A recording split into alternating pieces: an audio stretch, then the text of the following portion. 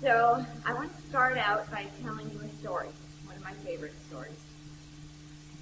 When, several years ago now, a colleague of mine was tutoring a boy named Kevin. Kevin was in high school, taking a biology class, and he was studying for his biology test and needed help with the preparation. So one of the things that he had to be prepared for was to describe the process of protein synthesis. So this tutor helped him to memorize the following. Messenger RNA is synthesized by complementary base pairing with deoxyribonucleotides to match a portion of one strand of DNA called a gene. Subsequently, ribosomal subunits attach to the messenger RNA, and so on, and so on, and so on. So this was his description of protein synthesis. Finally, when he was able to memorize this description, his tutor had an idea. He said, "Can I ask you a question? What's a protein?" Kevin had no idea. So, this story is almost poetic in the way it captures and exposes what is wrong with science education today. It's probably not that unfamiliar to most of you. I had another student named Kira who was taking high school physics, and they got to a point in the curriculum when they were going to be talking about quantum mechanics. And the teacher said, "This is far too complicated for any of you to understand, but don't worry, we'll only spend a few days on it." Think about when you were taught Newton's laws in school.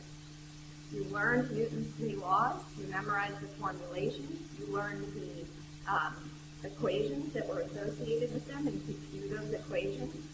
But did you know where these ideas, these vast principles that capture and encompass so much information, where did they come from? Were they just written on stone tablets along with the equations for our convenience? No, they were discovered very, very late in the history of science as a consequence of numerous trials and errors and discoveries and learning from one scientist and adding information and making more observations and adding to that. That's how Newton arrived at his laws, at these basic principles. So if you're just handed the principle as an end point and asked to memorize some equations, you don't really know it at all. Similarly, atomic theory. Open a grade school textbook and you'll often find a model of an atom. Here's the nucleus, here are protons, here are electrons. What does that actually mean to the grade school child? Really nothing. A friend of Mr. Steele's was telling him a story and about talking to his, I think, 4-year-old sister and mentioning the concept of an atom. And she was, I think, drinking Kool-Aid and looked in her cup of Kool-Aid and said, "I see one." And he said, no, it's not something you can see. You can't see it with your eyes at all. You can't even see it with a microscope. And he said her shoulders just sank, and she looked discouraged and upset. And he thought, what have I done to this child? She can't understand this on her own, so he's only frustrated. So, to understand the flaw that unites all these examples, we have to first think about and understand what is the purpose of science. Why are we asking these children to study science at all? Is it so they have a certain amount of cultural literacy, that they're familiar with certain buzzwords of science and can use them effectively? Is it to teach them to sound sophisticated and erudite? Is it to hand them abstract conclusions that they have no ability to grasp or to apply? No. What is the purpose of science? Without science, the physical world seems unintelligible. It seems mysterious. It seems like it's driven by mystical and inexplicable forces, that it can't be understood, that it can't be harnessed. So it's science that has allowed us to see the order and grasp the intelligibility in the physical world. It allows us how to grasp how things operate, why they operate that way. It allows us to use that knowledge in ever more astonishing and life-enhancing ways. So my shorthand statement of the purpose of teaching science is that I want my students to walk out the door look at their environment and say, ah, I understand that now. I know what that is, I know what that means, I know why that happens. In order to achieve that purpose, you have to abide by a few basic principles. And these Dr. Krieger will talk about more when he describes his approach to teaching science at VanDamme Academy. So I'll just indicate them briefly. The principles that the kids learn have to be connected to reality. They have to be derived from observation and from experience. So that's where you start.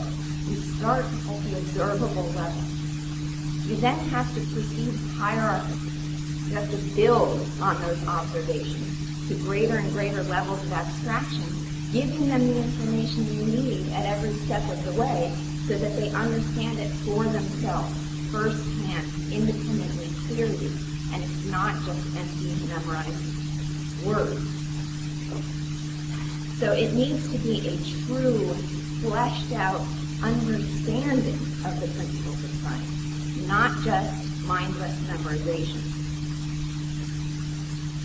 So I'm now going to introduce you to someone who will echo this theme. A few months ago, I think it was, I was introduced to a BBC documentary called The Pleasure of Finding Things Out. And it's an interview with the famous physicist Richard Feynman. And I was just absolutely captivated by Feynman and dazzled by his ideas about education. So Feynman is most famous for his work in quantum mechanics.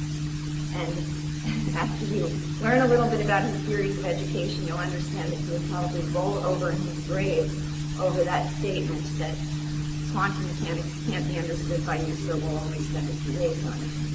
He was a passionate lover of science, and he tells many charming stories about how science should and should not be taught. So I watched this video, and I also read a collection of autobiographical short stories called Surely You're Joking, Mr. Feynman, and I highly recommend both. Absolutely delightful experiences. So I want to share with you a story he tells in Surely You're Joking, Mr. Feynman, about an experience he had teaching science in Brazil. He was offered a job at the Center for Physical Research in Brazil. And while there, he was given the responsibility of teaching physics to a group of students who would be teachers themselves. Now, these students had already taken many physics courses, and this was to be their most advanced course, a course in electromagnetism. And he says the experience was fascinating and challenging, because sometimes he would ask them a question, and they would all answer with perfect precision, exactly. Then other times he would vary the formulation of the question, and no one could answer. So he tells a story, for example, that one time I'm going to be using technical knowledge that I don't have, I was educated in science and American schools, but we'll get the idea of it. He once asked them to determine the absolute direction of polarization using a strip of Polaroid. And he says, so he gave them a strip of Polaroid and said, find the polarization of light.